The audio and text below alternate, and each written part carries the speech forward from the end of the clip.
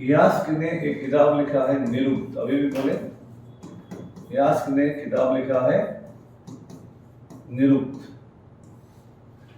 इस किताब में वैदिक काल में 33 देवताओं का जिक्र है ना, कुल मिला के 33 देवताओं का जिक्र है। हालांकि कहीं कहीं तो 3339 देवताओं का भी जिक्र है।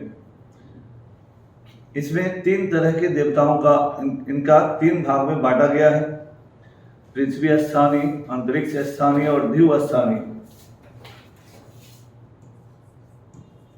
पृथ्वी स्थानीय,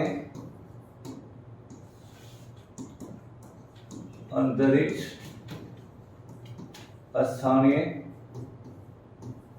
और ध्रुव स्थानीय, है ना। यास्क के निरुक्त में देवताओं की 3 कैटेगरी है, ध्रुव स्थानीय, पृथ्वी स्थानीय, अंतरिक्ष स्थानीय और ध्रुव स्थानीय। इसमें हम लोग एक एक करके पढ़ेंगे और इसमें बहुत सारे देवता प्रकृति से जुड़े हुए हैं, बहुत सारे देवता भावात्मक देवता हैं और उनका अपने हिसाब से लोगों ने अलग अलग किया है। पहले हम लोग ध्रुव स्थानीय देवता पढ़ेंगे, जिनको हेवेनली गॉड, है ना, हेवेनली गॉड्स कहा जाता है। इनको सेलेस्टियल गॉड भी कहा जाता है, सेलेस्टियल, हेवेनली या सेलेस्टियल गॉड कहा जाता है। इसमें एक देवता है धौ।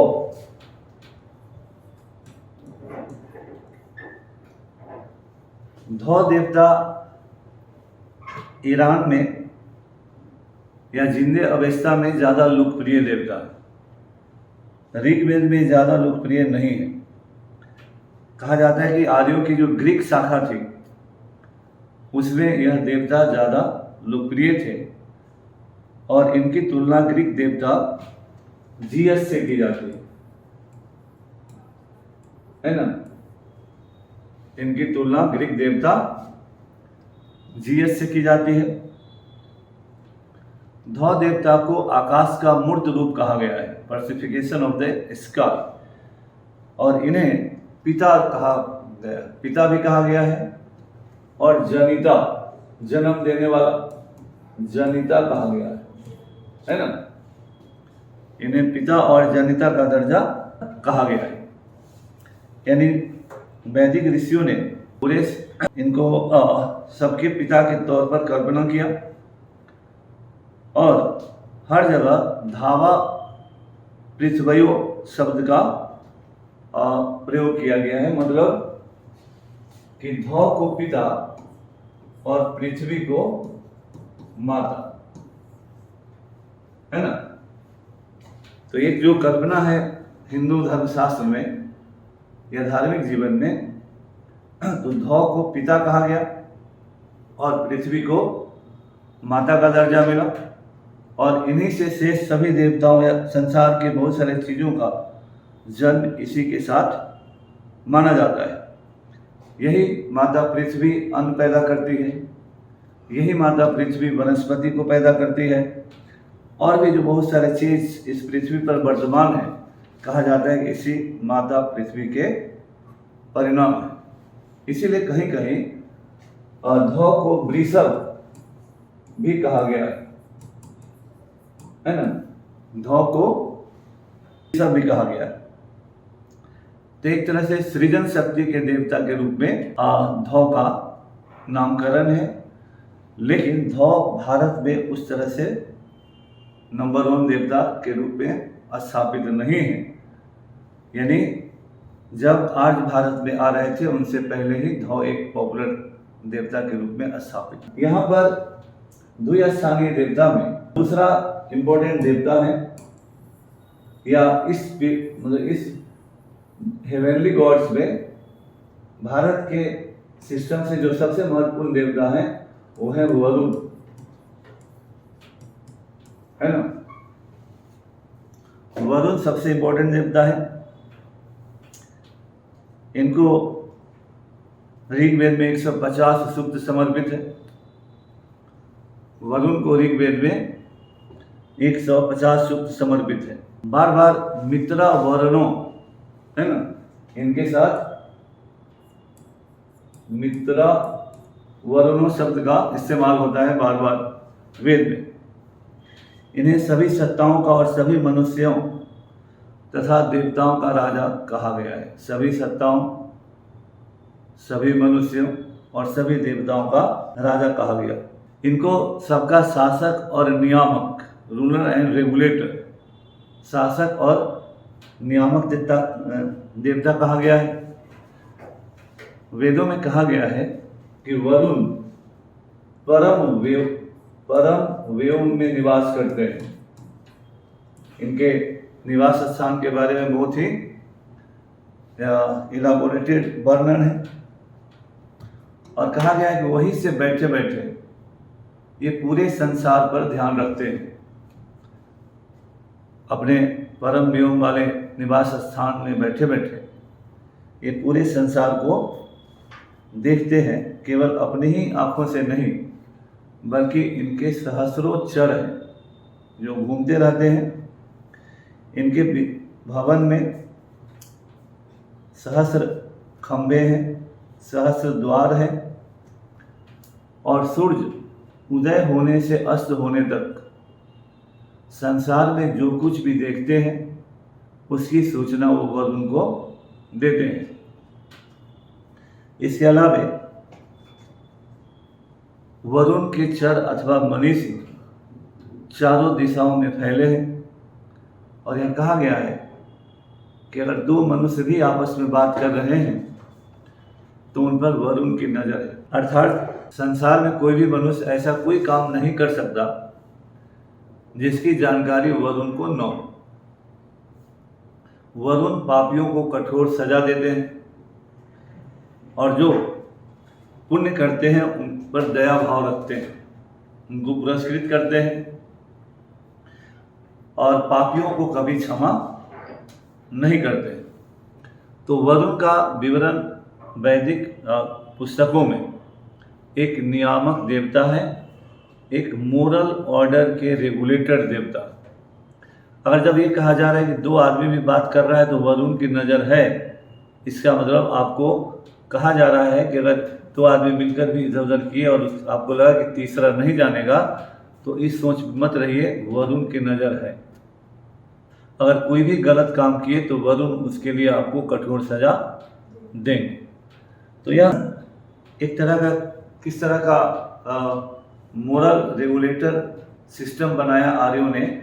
जब कोई शासन नहीं है, प्रशासन नहीं है, पुलिस नहीं है, कोर्ट नहीं है, तो आज भी जब देवताओं का डर लोगों के मन में रहता है तो कुछ भी निर्धारित जो सोशल नॉर्म है उसको जब आप वायलेट करते हैं तो आपके मन के अंदर एक हिचक होती है। या आज भी अगर कोई आदमी, मजबूत आदमी किसी गरीब को मारता है, पीटता है तो स्वतः कहा जाता है कि ऊपर वाला देखेगा। तो ऊपर वाला देखेगा, ये चीज़ जो आपके दिमाग में भरा हुआ है, that is right from the beginning of the वैदिक पीरियड।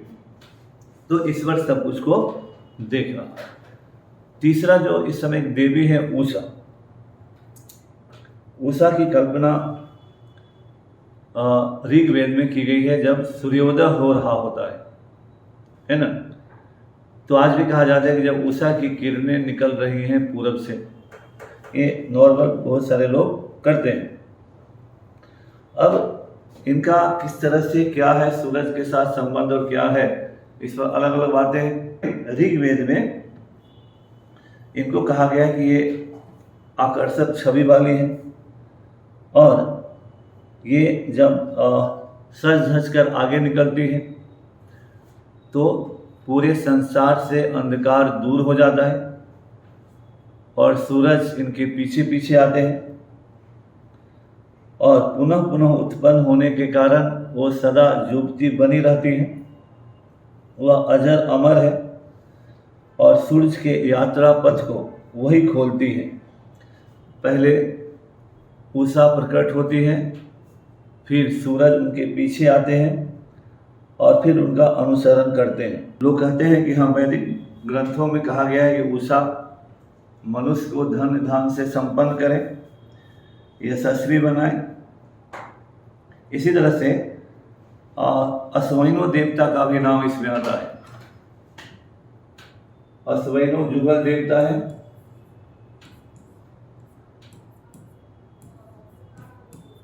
अश्वैनो ब्रदर्स भी जब सूरज मध्य भाग में जाते हैं उस समय उषा और सूरज के बीच में अश्वैनो ब्रदर्स का आगमन होता है और वो भी रथ में बैठकर उषा का अनुसरण करते हैं, है ना।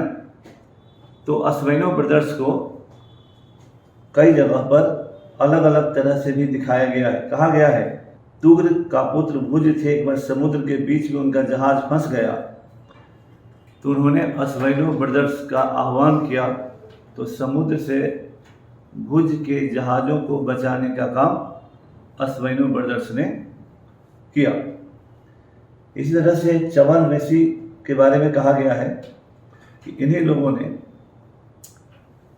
च्यवन ऋषि को फिर से जवान बनाया और उन्हें युवा बनाकर विवाह योग्य बनाया। आर्य जाति की ग्रीक शाखा में जियस, अश्वैनो का जियस के साथ सामने दिखाया जाता है। इसके अलावा ऋग्वेद में सूर्य आकाश में ऊंचा उठने वाले देवता के रूप में है और कहा जाता है कि जब सूर्य आकाश में उड़ जाते हैं तो सारे संसार के लोग सुबह उठकर फिर अपने कामों में जाते हैं। और मित्र से भी सूर्य का जोड़ा जाता है, विशेषकर जिंदे अवस्था किताब में दोनों का एक साथ कहा जाता है। इसी तरह से एक देवता पूषण भी है। इसी देवताओं के समूह में एक देवता पूषण है। ये सूर्य की उत्पादक शक्ति का द्योतक है। ऋग्वेद में सूर्य की उत्पादक शक्ति का द्योतक है, सूचित करते हैं। और इन्हें पशुओं और वनस्पतियों का देवता भी कहा गया है। बाद में इनका एकीकरण शिव जी के साथ हो जाएगा, है ना। ऋग्वेद में विष्णु बहुत महत्वपूर्ण देवता नहीं। ऋग्वेद में विष्णु बहुत ही महत्वपूर्ण देवता नहीं है। विष्णु का उल्लेख ऋग्वेद में 100 बार है और इनको केवल 5 सूक्त समर्पित है। विष्णु को केवल 5 सूक्त समर्पित है और इनका नाम ऋग्वेद में कुल 100 बार लिया गया है। ऋग्वेद में सूर्य के सक्रिय रूप को ही विष्णु कहा गया है। ऋग्वेद में सूर्य के सक्रिय स्वरूप को ही विष्णु कहा गया है। यहाँ पर विष्णु के 3 पद के भी जिक्र है। विष्णु के 3 पद जो आगे चलकर वामना अवतार से जुड़ेगा, 3 पद का जिक्र किया गया है। हो सकता है कि इससे 3 लोक का भी बोध हो उस समय, लेकिन आगे चलकर जिस तरह से वामन अवतार से यह 3 पद का संबंध होता है, तो इसका बिगिनिंग ऋग्वेद में ही है। इसका जो ओरिजिन है वह ऋग्वेद में ही देखने को मिलता है। आगे चलकर वराह अवतार और कुर्मु अवतार का भी बिगिनिंग ऋग्वेद में ही मिलता है। तो हेवनली या सेलेस्टियल गॉड में नंबर 1 गॉड वरुण है और शेष ये माइनर गॉड्स हैं जिनको आपने देखा। दूसरा एरियल गॉड्स, अंतरिक्ष के देवता एरियल गॉड्स। एरियल गॉड्स में सबसे बड़ा देवता है पुरंदर।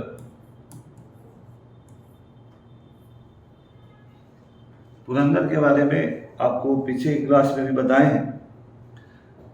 इंद्र को कुल मिलाकर 250 सूक्त समर्पित है। 250 तो 1028 में 250 सूक्त पुरंदर को ही समर्पित है। इन्हें मैंने पहले भी कहा था, एक तो पुरंदर है, एक वृत्रहान है नाम, और एक बांधवन भी है।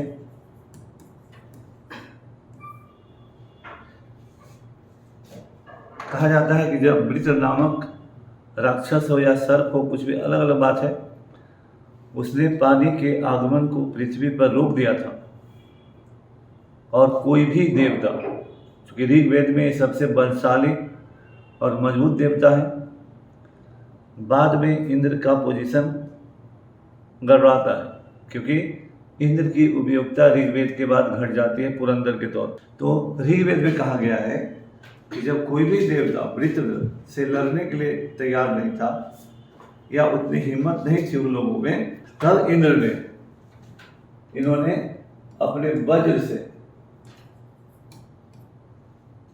वज्र को उठाया और उससे वृत्र पर प्रहार किया, और फिर पानी को वृत्र के कब्जे से मुक्त करवाया, और जो अनज भूमि थी, अनाज नहीं देने वाली भूमि थी, उस भूमि को पानी से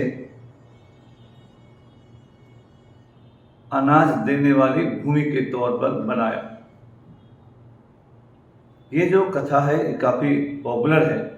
इसीलिए जो वज्र चला, तो जब आकाश में बिजली कौंधती है और जब आवाज़ होता है, तो उसी से इसका साम्य है कि इंद्र ने वज्र चलाया, आवाज़ हुई, बिजली कौंधी, और वृत्र ने फिर पानी को रिलीज किया पृथ्वी पर आने से।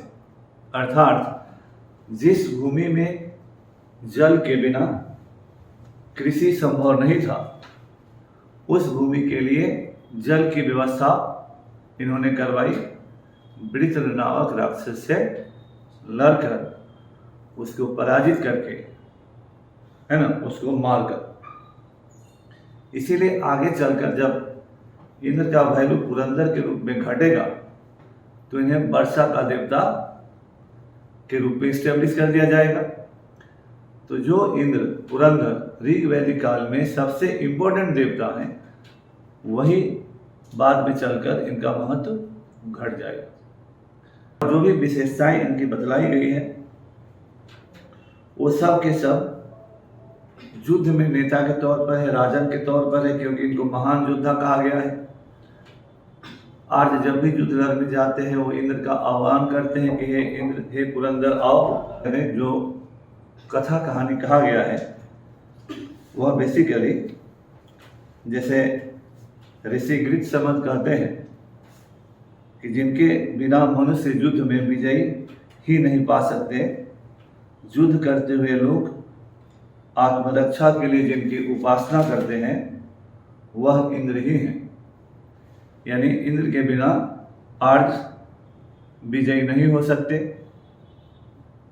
और अपनी रक्षा के लिए जिस देवता की आराधना करते हैं, वह इंद्र ही हैं।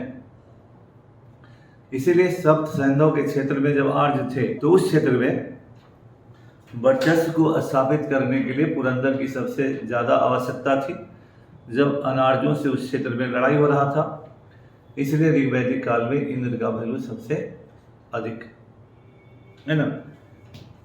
इसी तरह से और भी इसमें देवता हैं, जिससे जैसे एक है रुद्र।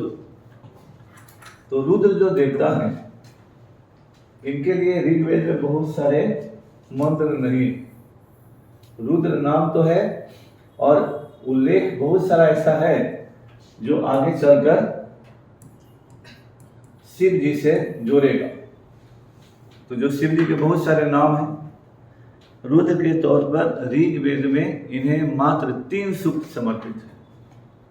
तो अब दूसरे देवताओं के मुकाबले देखिए कि रुद्र को मात्र 3 सूक्त समर्पित है,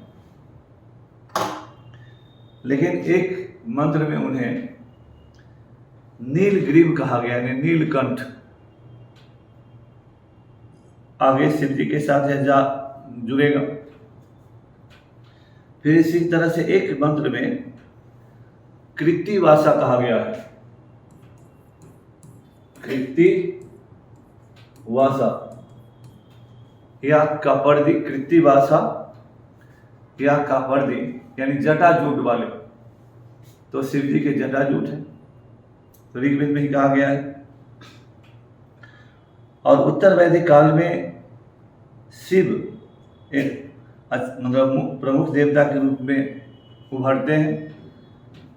फिर इन्हें त्रयंबक भी कहा गया है, तो शिव का एक नाम त्रयंबक भी है। फिर यजुर्वेद और अथर्ववेद में इनका वैल्यू थोड़ा बढ़ते जाता है। यजुर्वेद का 16वां अध्याय शतरुद्रीय महायज्ञ से संबंधित है। शतरुद्रीय प्रकरण है उसमें, और इनका महत्व बढ़ता हुआ चला जाता है। इसमें पशुपति, शंभु, शंकर, ये सब नाम अब धीरे धीरे आ जाता है। परंपराओं के अनुसार आगे बढ़ते हैं। इसी तरह से वेदों में रुद्र को रोगों का निवारण करने वाला भी कहा गया है ना, रोगों का निवारण करने वाला। तो वैद्यनाथ धाम है आपका शिव जी का, इनका नाम क्यों पड़ा वैद्यनाथ? तो वैद्य है, वैद्य उपनाथ है, यानी मनुष्य के होने वाले बहुत सारे रोगों के निवारण के लिए कहा गया है। फिर इन्हें भूतपति और पशुपति भी कहा गया है। भूतपति और पशुपति, तो इन सारी परंपराओं का विकास वैदिक काल में ही हो गया है। लेकिन ऋग्वेद में मात्र रुद्र को 3 हिम्स समर्पित। अब है पृथ्वी स्थानीय देवता, टेरेस्ट्रियल गॉड। टेरेस्ट्रियल गॉड में सबसे महत्वपूर्ण है अग्नि। अग्नि को 200 सूक्त समर्पित, यानी इंद्र के बाद सबसे ज्यादा सूक्त अग्नि को है। हर मंडल का पहला और अंतिम सूक्त अग्नि को जरूर समर्पित है। हर मंडल का पहला और अंतिम सूक्त समर्पित है, और इनका संबंध सूर्य से है द्युलोक में, विद्युत से है अंतरिक्ष में, और पृथ्वी पर भौतिक अग्नि है जग वेदी में। अग्नि देवता के रूप में इनका मानवीकरण भी है ना। हालांकि कई किताबों में अलग अलग 10 तरह की अभिव्यक्ति है, जैसे सामान्य अग्नि, ऑर्डिनरी फायर, लाइटनिंग यानी बिजली चमकना, सूर्य के साथ जुड़ाव है, शरीर के अंदर डाइजेस्टिव फायर यानी पचा लेने वाला, जैसे अग्नि जंगलों को चबा जाते हैं, है ना, जंगल जलता है उसको कहा जाता है चबा जाते हैं।